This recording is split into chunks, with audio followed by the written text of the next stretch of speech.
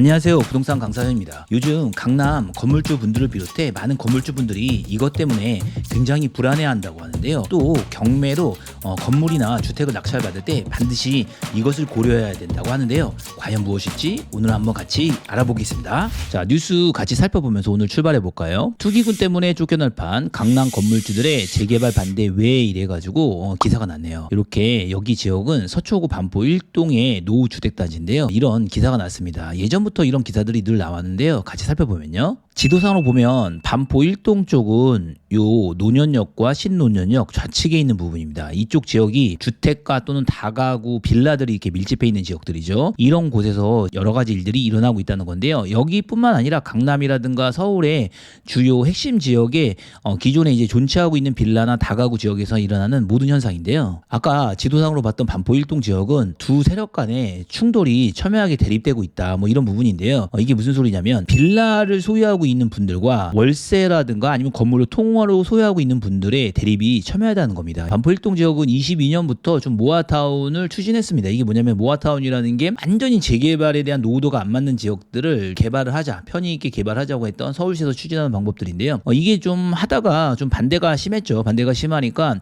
다시 뭘로 가냐면 신속통합기획 재개발로 가는 건데, 이건 기존의 재개발이랑 똑같은데 약간 패스트트랙 재개발이죠. 좀 모든 걸 좀 빨리 시켜준다 이래가지고 가는 건데, 이러한 부분들이 원주민들, 다가구 형태로 집을 갖고 있는 사람들한테는 굉장히 위협이 된다는 얘기죠. 반포 1동의 소유권의 구성 현황을 보면요. 이 통건물이라고 하나요? 이렇게 건물 전체를 가지고 있는 사람들이 전체의 81%나 돼요. 그런데 개별 건물이 하나다 보니까 인원의 숫자는 25%고 빌라, 이렇게 칸칸이 갖고 있는 빌라, 개별 소유로 갖고 있는 경우가 더 많은 거죠. 그러면 75%면 조합 설립 동의율까지 나오거든요. 반포 1동의 사진의 모습인데요. 이러한 구역이 옛날 때 같으면 아주 뭐 뉴타운 시절 초기 같은 경우는 절대 재개발이 되지 않습니다. 그런데 이 접도율 이런 것들을 자꾸 완화시켜 주거든요. 그러다 보니까 이 통건물을 가지고 있는 사람과 좀 어떻게 보면 투기꾼이 이제 이런 건물을 사가지고 빌라를 막 개별적으로 분양을 했거든요. 예, 그런 세력들 간에 이제 충돌이 되는 거죠. 특히 이제 재개발의 요건을 완화시켜 주니까 정부 차원에서는 좀 재개발을 쉽게 해라 해가지고 완화시켜 주는 것들이 건물주에 이게 다시 역으로 위협이 되고 있다는 그런 얘기인 거죠. 기사 내용을 조금 더 세분화 보면요. 신통기의 후보지 신청은 잘 아시다시피 30%면 가능하죠. 문제는 관건은 조합 설립이 되느냐인데, 어찌됐든 간에 사람이 빌라가 자꾸 이렇게 밀고 들어오죠. 빌라를 지어서 이렇게 개별적으로 밀고 들어오게 되면 하나보다도 자꾸 소유자가 늘어나니까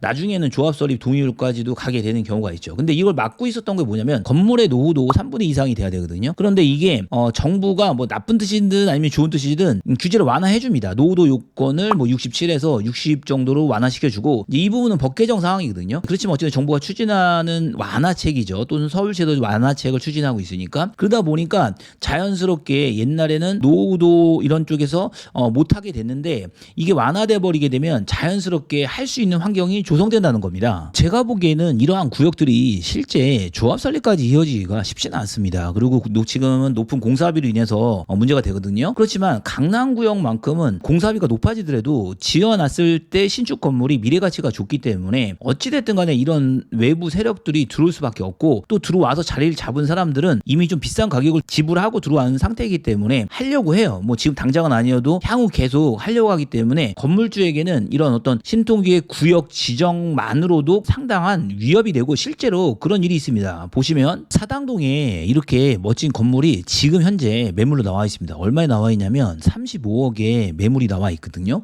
이렇게 신축된 건물이고 잘 지어놨습니다. 내부도 보면요. 내부도 이렇게 깨끗하니 지금 월세가 맞춰져 있습니다. 그런데 지도상으로 보시게 되면 여기는 사당동 15구역 재개발, 특히 신속통합기획 재개발 추진위원회 구역 내에 있는 건물입니다. 그러면 보세요. 지금 동의서를 접수하고 있다고 하는데 이 구역의 한가운데에 속해 있거든요.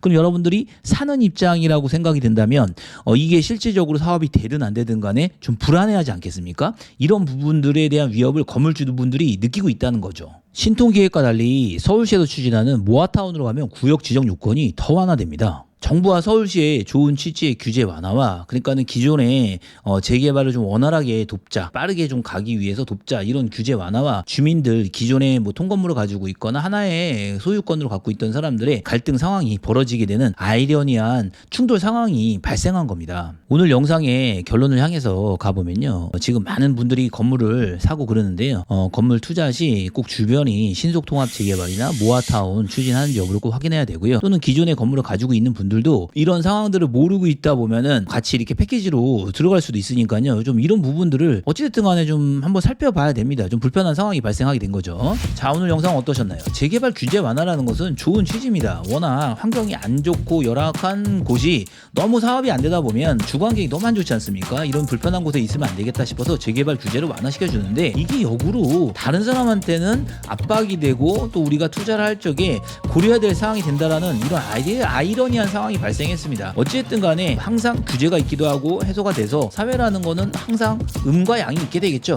우리 투자자 입장에서는 이러한 여러 가지 점을 고려해가지고 건물을 보시고 항상 어느 입장이 되는가가 중요할 것 같은데, 이런 분쟁 속에서 현명한 방법은 이런 것들을 잘 알고 내가 어떻게 대처해야 될까를 생각해 보는 것 같습니다. 자, 오늘 영상 여기까지입니다. 부동산 강사용 구독, 좋아요 꾹 눌러주세요. 진심으로 감사합니다.